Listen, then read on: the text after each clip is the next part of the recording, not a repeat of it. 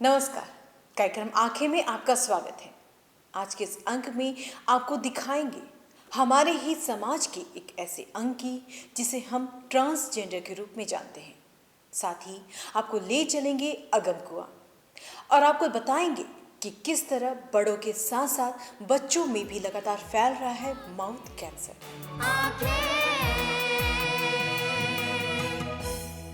किन्नर हमारे ही समाज का एक अंग होते हैं, किंतु हम उन्हें अपने जैसा नहीं समझते। यही उनकी उपेक्षा का कारण बनता है। लेकिन भारतीय कानून में उन्हें ट्रांसजेंडर माना है और हमारे समाज में हमारे साथ रहने का अधिकार भी दिया है। किंतु ऐसा होता नहीं है। उन्हें आज भी अपने अधिकारों के लिए लड़ना पड़ता है। कुछ ऐसी ही कहानी है अमृता सोनी की। जी फाइनेंशियल जो भी कल हमने जो भेजे हैं किन्नर समाज के मानवीय अधिकारों के लिए लड़ रही यह है अमृता सोनी। दक्षिण भारत के एक छोटे से गांव में एक साधारण से परिवार में उस समय खुशियों की लहर दौड़ पड़ी जब अमृता ने बेटे के रूप में धरती पर जन्म लिया था। किंतु जैसे जैसे समय गुजरता गया, अमृता के शरीर में बदलाव आने शुरू हो गए। हर दिन अपने आसपास तथा समाज से ताने सुनने वाली अमृता को तब बहुत बुरा लगा जब उनके खुद की मां ने उसे उसी नज़र से देखा तथा घर छोड़कर जाने को कहा। 14 सितंबर 1983 मेरे माँ बाप बहुत खुश थे और पटाखे फूटे थे, मिठाई बटी थी पूरे सोसाइटी में कि बेटा आ गया, बेटा आ गया। उम्र के 10 साल में धीरे धीरे कमर में लचक आना शुरू हो गई और कमर में लचक आते आते इतनी लचक आ गई कि रोज़ पापा का मार खाना पड़ा। तब ऑलमोस्ट लाइक सोसाइटी ने मुझे नाम दे चुके थे, ए गुड़, ए मामू, ए छक्का, ए हिजड़े, ये नाम से सारी आवाज़ें आती थी और उन आवाज़ों को हैबिचुअल होते जा रही थी मैं धीरे धीरे धीरे धीरे। एंड सडनली जब माँ के मुंह से वो वर्ड्स आते हैं तो कुछ समझा नहीं थोड़ी देर के लिए कि मम्मी ये वर्ड्स बोल रही हैं जिन्होंने 9 महीने अपने कोख में रखा था और जन्म दिया था, वो उनके मुंह से जब वो वर्ड्स आए तो हर्ट हुआ। पापा बोलते थे, गाली बकते थे पापा, जब गुस्सा होते थे तो बहुत इरिटेट होके वो लैंग्वेज बोलते थे, बट पापा का इतना बुरा नहीं लगता था जितना मम्मी ने जब वो वर्ड्स बोले। तो मैंने बोला आगे बोलो क्या करना है, तो बोलने लगे तू हमारे साथ रह नहीं सकता है, तुझे घर छोड़ना होगा। और उसी वक्त 100 रुपये और कुछ 3-4 जोड़ी कपड़े लेके मैं घर छोड़ चुकी। मात्र 100 रुपये लेकर घर छोड़ चुकी अमृता आगे क्या करेगी, कैसे उसका जीवन चलेगा, यह एक सवाल बनकर उनके सामने खड़ा हो गया। किंतु कहते हैं ना, जिसका कोई नहीं होता उसका ईश्वर होता है। पूना स्टेशन पर अमृता को ईश्वर के रूप में मदद करने आई नगमा गुरु उन्हें अपने घर पर रखी और एक नया नाम दिया अमृता। पूना स्टेशन पे भूख इतनी तेज़ लगी थी, जाऊं तो कहाँ जाऊं और कैसे अपनी ज़िंदगी चलाऊं और कहाँ जाए। तो एक साड़ी वाली माँ ही कह सकते हो, क्योंकि जब अब हम अपना घर छोड़ देते तो कम्युनिटी ही हमारे माँ बाप होते, जो हमारे गुरु जो होते हैं वही माँ बाप होते हैं। और उनका नाम है नगमा गुरु, जिन्होंने मुझे साथ दिया स्टार्टिंग जब मेरे बाल भी नहीं थे। मेल हार्मोन में पैदा हुई अमृता ने अपने आप को ट्रांस वुमेन के रूप में बदलने का निश्चय किया।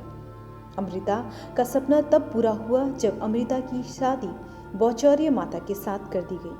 किंतु इन सब के दौरान उन्हें अपनी लोगों की याद हमेशा सताती रही। घर वापस लौटने की चाहत में अमृता ने 12th की पढ़ाई इग्नू से कंप्लीट की और आगे की पढ़ाई करने के लिए वह दिल्ली भाग गई। किंतु दिल्ली में उन्हें और भी कष्ट का सामना करना पड़ा। पैसे की कमी और 2 वक्त की रोटी के लिए अपने शरीर को 20 रुपए में बेचना पड़ा। बहुत सारे ऐसे वक्त रहा कि भूखा भी सोना पड़ा। सुबह की 1 कप चाय पीने के लिए 25 घड़े पानी भर के लाती थी, तब जाके 1 कप चाय मिलती थी मुझे। कुछ पैसा कमाने लगी सेक्स वर्क करके, 20 रुपए में खुद को बेचने लगी बदन, और उससे 2 टाइम छोले कुलचे खा लेती थी, क्योंकि तब 5 रुपए में 2 कुलचे और छोले मिलते थे। इसी तरह अमृता अपने जीवन का गुजारा कर रही थी, तभी उनके जीवन में एक नया मोड़ आया। इस धंधे में कस्टमर के रूप में एक शख्स से मुलाकात हुई और कुछ ऐसा हुआ जिससे अमृता की जिंदगी में बदलाव आया। अमृता ने पुणे में सिम्बोसिस में एडमिशन लिया और MBA की पढ़ाई करने लगी, मगर कॉलेज की फीस और अपना घर चलाने के लिए इनको फिर से बार में बार डांसर के रूप में काम करना पड़ा और इसी काम के दौरान अमृता पर रेप अटेम्प्ट हुआ। अमृता को उसकी एक दोस्त हॉस्पिटल में ले गई, मगर वहाँ भी उनके साथ दुर्व्यवहार हुआ। अमृता के जीवन का सबसे बुरा और हताश का दौर यह गुजर रहा था। इस दौरान इन्होंने 2 बार आत्महत्या करने की भी कोशिश की। बार के पास वाला जो एरिया था पूरा लोकल गुंडास का एरिया था, भाई लोगों का। तो वहाँ से मुझे उठाया गया और मेरे पे रेप अटेम्प्ट हुआ। उस रेप अटेम्प्ट में एक जो बंदा था वॉज एन HIV पॉजिटिव, जो मुझे पॉजिटिव करके ज़िंदगी भर के लिए चला गया एक गिफ्ट देके। उस सदमे से बाहर आते आते रेप के मैं 2 बार डिप्रेशन में जाके सुसाइड करने की कोशिश की कि मैं कैसे रहूँगी सोसाइटी में और कैसे अपनी लाइफ को चला पाऊँगी। मगर इसके बाद भी अमृता हिम्मत नहीं हारी और अपने आप को फिर से समेटा और ट्रेन में पैसे मांगकर जीवन गुजारने लगी। तभी अमृता के जीवन में सुनहरे सपने लेकर अल्पेश चंद्रकांत सोनी आया और अमृता के साथ शादी कर ली। अमृता की जिंदगी में अब सब कुछ नया था। जो एक नारी को चाहिए वो हर कुछ अमृता के पास था, किंतु यह खुशी ज़्यादा दिनों तक के लिए नहीं टिकी। अमृता के साथ हुए हॉस्पिटल में दुर्व्यवहार और पति का साथ छोड़ देना और फिर उन पर हुआ एसिड अटैक, इन सब घटनाओं ने अमृता की आत्मा को झंझोर कर रख दिया और अमृता ने ठान लिया कि कुछ ऐसा करेंगी जिससे समाज में उनके कम्युनिटी के लोगों के साथ हो रहे ज्यादती और किसी के साथ ना हो और उनके लिए अमृता एक सहारा बनकर उनके सामने खड़ी हो। समाज में एक्सेप्टेंस ना रहने की वजह से, एक डर रहने की वजह से कम्युनिटी घुट घुट के जी रही है। हमने मैपिंग तो कंप्लीट कर लिया, फिर उसके बाद I join HLFPPT, Hindustan latex family planning promotion trust. उनके साथ मैं एज एडवोकेसी ऑफिसर बोल के काम करने लगी फॉर चंडीगढ़, पंजाब, हरियाणा, छत्तीसगढ़, 4 स्टेट्स के लिए। जब मैं इन 4 स्टेट्स में ट्रैवल करने लगी कंटिन्यूसली, रहने वाली महाराष्ट्र से दूसरे स्टेट में जाके काम करना, that was a big challenge, क्योंकि एक ट्रांसजेंडर किसी IAS ऑफिसर को मिलने जाए या फिर किसी सेक्रेटरी से मिलने जाए या फिर किसी मिनिस्टर के पास जाए, तो लोगों का जो देखने का नज़रिया रहता है वो 2 टाइप के होते हैं, एक पॉजिटिव होता है और एक नेगेटिव होता है। तो इन पॉजिटिव एनर्जीज़ को मैं लेके चली और नेगेटिव एनर्जीज़ को, बहुत सारे नेगेटिव एनर्जीज़ मेरे सामने आई, बहुत सारे चैलेंजेस थे कि मैं कैसे काम करूँगी, उनको कैसे समझाऊँगी कि एक ट्रांसजेंडर होते हुए मैं आज समाज के अधिकारों के लिए आपके पास आ रही हूँ, मैं अपने अधिकारों के लिए नहीं आ रही हूँ। आज अमृता एक इंटरनेशनल ट्रैवलर हैं। अमृता भारत में दूसरी ट्रांसजेंडर हैं जिनके पास पासपोर्ट एवं वीज़ा है। अभी फिलहाल अमृता national coalition of people living with HIV in India NCPI+ के अंतर्गत में काम कर रही हैं और साथ ही साथ समाज में फैली किन्नर समुदाय के प्रति दुर्भावनाओं को खत्म करने का भी प्रयास कर रही हैं।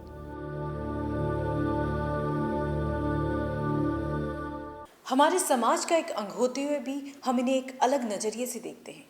ज़रूरत है हमें अपने सोच में बदलाव लाने की। फिलहाल वक्त हो चला एक छोटे से ब्रेक का। ब्रेक के बाद हम आपको ले चलेंगे अगम कुआं।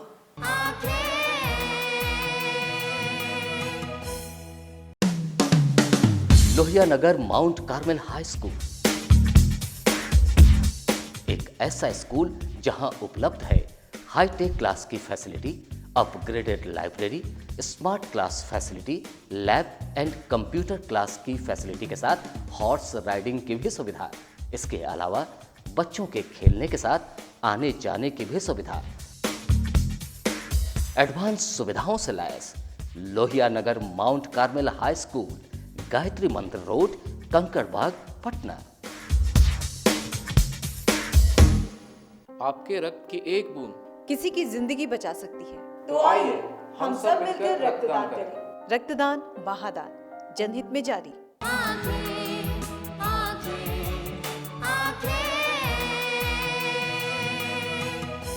ब्रेक के बाद एक बार फिर आपका स्वागत है। अगम कुआं अर्थात अथाह कुआं का विशाल ऐतिहासिक महत्व है। ये मौर्य सम्राट अशोक के शासनकाल से संबंधित है और पटना के प्राचीन पुरातात्विक स्थलों में से एक है। इस जगह से अनेक किंवदंतियां जुड़ी हुई हैं तथा कुछ लोग इसे यातना कक्ष भी मानते हैं, जबकि कुछ लोग का मानना है कि सम्राट अशोक ने सिंहासन पाने के लिए अपने भाइयों को इस कुएं में फेंक दिया था। इस जगह पर मां शीतला देवी का भी मंदिर है, जो चेचक के इलाज के लिए जाना जाता है।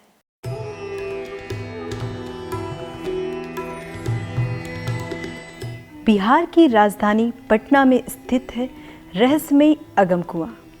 सम्राट अशोक के काल से इस कुएं का धार्मिक और पुरातात्विक दोनों तरह से महत्व है तथा साथ ही इससे जुड़ी है कुछ मान्यताएं और रहस्य जो कि इसे और भी विशिष्ट बनाते हैं, जैसे कि आखिर क्यों नहीं सूखा आज तक इसका पानी?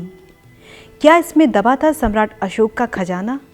या फिर आखिर सम्राट अशोक ने अपने 99 भाइयों की हत्या कर उनकी लाशें इस कुएं में डलवाई क्यों? आइए जानते हैं इन सब के बारे में थोड़ा विस्तार से। ऐसा माना जाता है कि इस कुएं की खुदाई सम्राट अशोक के काल से 273 से 232 ईस्वी पूर्व में की गई। इस कुएं की खासियत यह है कि भले ही कितना भयंकर सूखा क्यों ना पड़ जाए, यह कुआं कभी नहीं सूखता। वहीं दूसरी तरफ बाढ़ क्यों ना आ जाए, इस कुएं के जल स्तर में कोई खास वृद्धि नहीं होती। इस ऐतिहासिक कुएं का जल स्तर गर्मियों में अपने सामान्य जल स्तर से सिर्फ 1 से 1.5 फीट नीचे ही जाता है। वहीं बारिश के दिनों में भी जल स्तर सामान्य से केवल 1 से 1.5 फीट तक ऊपर आता है।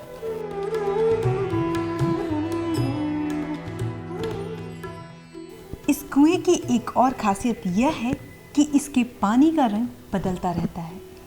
इस कुएं की गहराई नापने के लिए अब तक अनेक प्रयास हुए, जिनसे पुरातत्व विभाग इस निष्कर्ष पर पहुंचा कि इस कुएं की गहराई लगभग 105 फीट है, जो कि 105 फीट की गहराई उस जमाने में बहुत ज़्यादा थी, क्योंकि उस जमाने में मात्र 20 फीट की खुदाई पर ही पानी निकल आता था।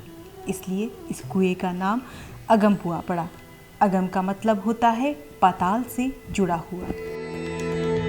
इतिहास साक्षी है कि जिस समय सम्राट अशोक के पिता बिंदुसार की मृत्यु हुई थी, उस समय उनके बड़े भाई सुशांतो, जो तक्षशिल शासक वर्ग से आते थे, अपने पिता के समाचार सुनने के उपरांत वहां से हबराए चले आ रहे थे और उसकी मौत उसी दरमियान एक असीमित गड्ढे में गिरकर हुई। शायद वो गड्ढा यही हो जिसकी गहराई आज तक ये मापी नहीं गई है, असीमित है। इसका नाम अगम कुआं है और सम्राट अशोक ने उसी समय से इस अपने भाई को, चूँकि वो बढ़िया आत्मा थे, उस समय पूजा पाठ अगरबत्ती वगैरह संदालनी देने के लिए के, और वो पूजा आज तक चली आ रही है। और वो लोग शुद्ध आत्मा थे, तो इसकी पानी भी शुद्ध है और गुणकारी है, चमत्कारी है। इस कुएं के अंदर श्रृंखलाबद्ध 9 और उसके बाद छोटे छोटे कई कुएं हैं तथा ऐसी मान्यता है कि सबसे अंत में एक तहखाना है जहां सम्राट अशोक का खजाना रहता था। इसे खजाना गृह भी कहा जाता है। सम्राट अशोक के साम्राज्य कुम्हरार से यह जुड़ा हुआ था, जहां से सुरंग के द्वारा यहां खजाना रखा जाता था। इस कुएं के बारे में एक और अन्य मान्यता यह है कि यह कभी नहीं सूखता, क्योंकि कुआं गंगा सागर से जुड़ा है। इसके पीछे का तर्क यह है कि एक बार एक अंग्रेज की छड़ी पश्चिम बंगाल स्थित गंगा सागर में गिर गई थी, जो कि बहते बहते पाटलिपुत्र स्थित कुएं के ऊपर आकर तैर रही थी। आज भी वो छड़ी कोलकाता के एक म्यूजियम में रखी हुई है। इस कुएं से जुड़ी एक अन्य मान्यता यह भी है कि राजा अशोक ने अपने 99 भाइयों की हत्या कर उनकी लाशें इस कुएं में डलवाई। सम्राट अशोक के समय में आए चीनी यात्रियों ने भी अपनी किताबों में इस कुएं का उल्लेख एक ऐसी जगह के रूप में किया है जहां सम्राट अशोक अपने विरोधियों को मारकर उनकी लाशें यहां डलवाते थे। अगम कुएं के बिल्कुल पास ही स्थित है शीतला माता का मंदिर। ऐसी मान्यता है कि पहले कुएं की पूजा की जाती है और फिर शीतला माता की।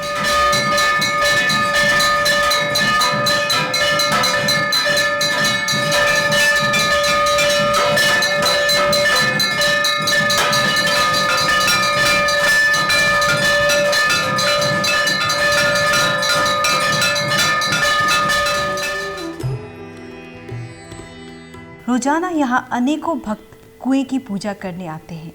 लोगों द्वारा कुएं में चढ़ावा भी चढ़ाया जाता है। हालांकि इसे रोकने के लिए अब कुएं के चारों ओर जालियां भी लगा दी गई है। ऐसी मान्यता है कि इस कुएं के जल का इस्तेमाल करने से कई बीमारियां दूर हो जाती है। ये पानी इतना ज़्यादा स्वच्छ है कि कितनों भी निरोगी लोग आए, ये पानी को लगा लेने से उसका रोग ठीक हो जाता है। ये पानी बहुत दूर दूर तक जाता है। इस कुआं का पूजा होता है। इस कुआं का गंगा से ही नहीं, समुद्र से भी है, गंगा से भी है, लोकल नदी नाला से भी है, सब तरह का। ये कुआं का रंग अगर 24 घंटा इसका अध्ययन किया जाए तो ये 7 कलर में आती है। कुष्ठ रोग, चिकन पॉक्स जैसी कई बीमारियों के लिए लोग इस कुएं का जल का प्रयोग करते हैं। कहा जाता है कि इस कुएं के जल से जो भी नहाता है उसे संतान प्राप्ति की सभी मनोकामना पूर्ण होती है। साथ ही शीतला माता की पूजा अर्चना करने के लिए भी इसी कुएं का जल प्रयोग किया जाता है। लोग इस कुएं को गंगा से जुड़ा हुआ मानते हैं, इसलिए माँ गंगा की तरह पहले इस कुएं की पूजा की जाती है, फिर अन्य देवी देवताओं की। यहाँ पे बहुत दूर दूर से लोग आते हैं श्रद्धा भक्ति, और उनकी हर मनोकामना जो भी दुखियारा दुख लेके आते हैं। और माँ से हम भी यही करते हैं हर समय सुबह शाम आरती में कि माँ इस मंदिर में जो भी दुखियारा है उसकी दुख को हरिए, समझे। और यहाँ पे निसंतान औरतें आती है, माँ की कृपा होती है, उनकी गोद भर जाती है। बहुत सा है लोग बहुत तकलीफ़ में आते हैं, रोते गाते आते हैं। जब यहाँ से जाते हैं फिर दोबारा आते हैं तो वो ढोल मंजरा के साथ आते हैं।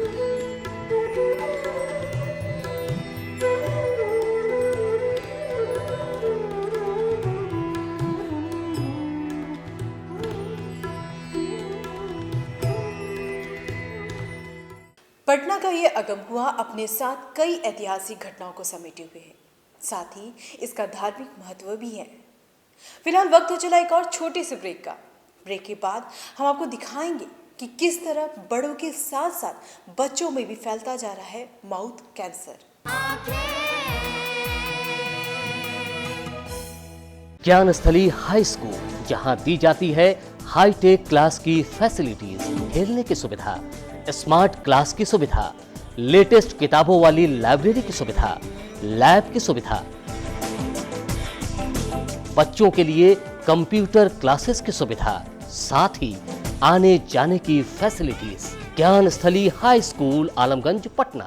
आपके रक्त के एक बूंद किसी की जिंदगी बचा सकती है। तो आइए हम सब मिलकर रक्तदान करें। रक्तदान महादान। जनहित में जारी।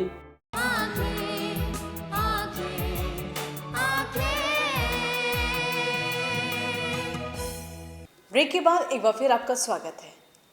सरकार भले ही तंबाकू व गुटखा पर प्रतिबंध लगा ले, लेकिन हाल में किए गए सर्वे के मुताबिक हाई स्कूल एवं मिडिल स्कूल के तकरीबन 7% बच्चे मुंह के कैंसर से पीड़ित हो रहे हैं, जिसका मुख्य कारण गुटखा व तंबाकू है।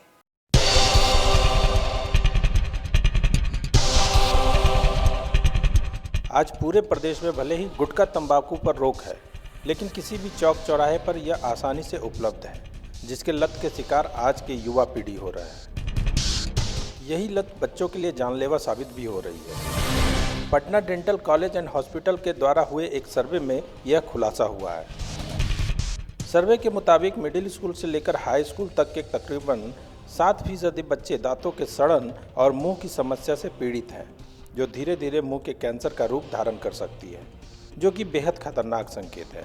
दरअसल कॉलेज के सामुदायिक दंत चिकित्सा विभाग ने यह सर्वे सरकारी और मलिन बस्तियों में करीब 30 स्कूल के 10,000 बच्चों पर कराया है, जिनकी उम्र 12 से 15 वर्ष के बीच है। विभाग की 10 सदस्यीय टीम ने 6 महीनों तक स्कूल जाकर बच्चों के दांतों का सर्वे किया, साथ ही दांतों को सुरक्षित रखने को लेकर जागरूकता फैलाई, जिसमें कम उम्र के बच्चों पर इसका ज़्यादा असर देखा गया। अगर समय रहते इन कम उम्र के बच्चों को तंबाकू खाने से नहीं रोका गया तो भविष्य में यह कैंसर के शिकार हो सकते हैं। इस विभाग के सारे शिक्षक स्कूलों में जा कर के डेंटल सर्वे करते हैं, डेंटल चेकअप करते हैं, हर हफ्ते और महीने में बाहर भी जाते हैं। इस प्रोग्राम के दौरान ही हमारे शिक्षक गए सरकारी स्कूलों में, जहां इन्होंने देखा कि 60% बच्चे जो मिडिल और लोअर स्कूल के बच्चे हैं वे गुटखा, पान पराग, पान एवं जर्दा या तंबाकू खैनी, सिगरेट, बीड़ी इत्यादि का सेवन करते हैं। इन सारे चीज़ों से मुंह के कैंसर की संभावना बढ़ती जाती है। काफ़ी दिनों तक इस्तेमाल करने के बाद मुंह के कैंसर हो जाते हैं, जिसको प्री कैंसरस लेजेंस हम लोग बोलते हैं। जैसे वाइट पैचेज हो जाता है, जिसको ल्यूकोप्लेकिया बोलते हैं। सबम्यूकोस फाइब्रोसिस हो जाता है, जिसमें मुंह का खुलना कम होने लगता है। गाल में जो सॉफ्ट टिश्यूज हैं, जो लचीलापन होता है, वो ख़त्म हो जाता है, वो कड़ा हो जाता है। और इसकी रोकथाम अगर अभी से नहीं की गई किसी स्तर पर, तो यह जानलेवा बीमारी भयंकर रूप धारण कर लेगा। अब इसके लिए हमारी जो शिक्षक जाते हैं या जो भी डॉक्टर जाते हैं स्कूलों में, इसके रोकथाम के लिए वे लोग उन लोगों को प्रशिक्षित करते हैं, अवेयरनेस लाते हैं, लेकिन कितना कारगर होता है यह हम लोग कभी देख नहीं पाते हैं। इसके लिए उसके गार्जियंस, बच्चों के गार्जियंस हैं, उसके अभिभावक, उन लोगों को भी देखना चाहिए कि हमारे बच्चे क्या खा रहे हैं, क्या नहीं खा रहे हैं, क्योंकि ये पान पराग, पान और ज़्यादा इत्यादि है, इससे मुंह में दुर्गंध भी आता है। ये दिखाई पड़ता है उनके गार्जियंस को कि हाँ कि ये बच्चे की आदत जो है गंदी आदत है। यह बिल्कुल सत्य है कि स्वास्थ्य ही धन है, क्योंकि हमारा शरीर ही हमारी सभी अच्छी और बुरी तरह की परिस्थितियों में हमारे साथ रहता है। इस संसार में कोई भी हमारे बुरे समय में मदद नहीं कर सकता। इसलिए यदि हमारा स्वास्थ्य ठीक है तो हम अपने जीवन में किसी भी तरह की बुरी परिस्थिति का सामना कर सकते हैं। लेकिन आज के युवा पीढ़ी इस बात से अनभिज्ञ है और नशे के आदी होते जा रहे हैं, जिसका असर उनके स्वास्थ्य पे पड़ रहा है। कब से खा रहे हो? लगभग 1 साल से। कौन सिखाया या आपने सीख ली? अपने से सीखे। अपने से सीखे मतलब घर में कोई खाता है, नशा करता है या फिर बाहर में? अपने से सीखे। घर में तो पापा खाते हैं। निकोटीन तो सारी चीज़ों में है, जितने भी तंबाकू से रिलेटेड हैं वो सारी चीज़ों में निकोटीन है। उसके अलावा जो सुपारी हम लोग खाते हैं ना, एक सुपारी में एक केमिकल होता है, वो सारे पान पराग और इसमें से सब में सुपारी लगता है, उसके केमिकल से सबम्यूकोस फाइब्रोसिस वही होते हैं और वो भी कैंसर में परिवर्तित हो जाता है। तो सुपारी इन एनी फॉर्म, जर्दा इन एनी फॉर्म नहीं खाना है। सुपारी नहीं खाना है और जर्दा नहीं खाना है। जर्दा मतलब तंबाकू किसी भी तरह से खाएं या सुपारी खाएं तो इससे कैंसर होने की संभावनाएं बढ़ती जाएगी। जानकारों का मानना है कि जागरूक होकर ही इन बीमारियों से बचा जा सकता है। मुंह और दांत रोग से जुड़े विशेषज्ञ की माने तो 5 से 7 साल तक लगातार तंबाकू, गुटखा, पान मसाला खाने वाले लोगों में 90% तक बीमारी की आशंका रहती है। बाद में कोशिकाएं कैंसर ग्रस्त हो जाती है। आज बिहार में मुंह के कैंसर के मरीजों में लगातार इजाफा हो रहा है, जो आने वाले समय के लिए गंभीर संकेत है।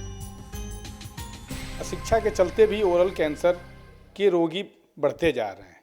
उसका मुख्य कारण ये है कि हमें पता ही नहीं होता है कि मेरे मुंह में कब कैंसर शुरू हो जाते हैं। उसके शुरुआती स्टेज में अगर हमें पता लग जाए, जब हमारे मुंह खोलने में दिक्कत होने लगे, हमें गालों में और ओठ पे लाल लाल पैचेज या वाइट पैचेज जब बनने शुरू हो जाते हैं, वाइट धब्बे, सफ़ेद धब्बा जब बनना शुरू हो जाता है, उन समय में अगर हम लोग कोशिश कर लें, अगर हम उस समय डेंटिस्ट डॉक्टर से जाके एक बार दिखा लें कम से कम, तो हमारी जीवन बच सकती है ओरल कैंसर होने से।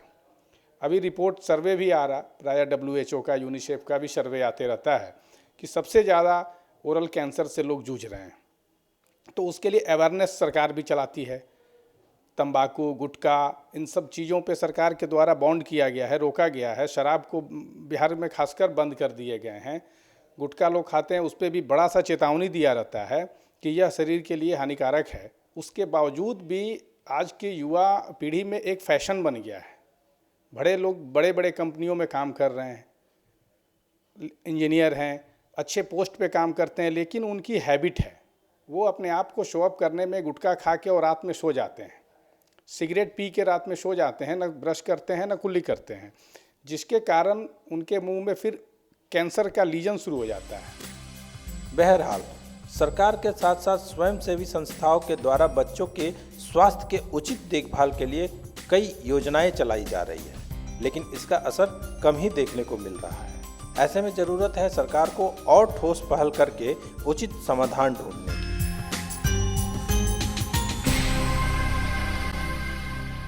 तो देखा आपने गुटखा और तंबाकू के सेवन करने का दुष्परिणाम। अगर समय रहते इस पर अंकुश नहीं लगाया गया तो आने वाले दिनों में यह कैंसर और भयंकर रूप धारण कर सकती है। आज के अंक में बस इतना ही। आपको हमारा कार्यक्रम कैसा लगता है हमें ज़रूर बताएं। हमारा ईमेल आईडी है lmcanki2017@gmail.com। आज के अंक में बस इतना ही। मिलेंगे अगले अंक में कुछ नए मुद्दों के साथ। तब तक के लिए हमें दीजिए इजाज़त। नमस्कार।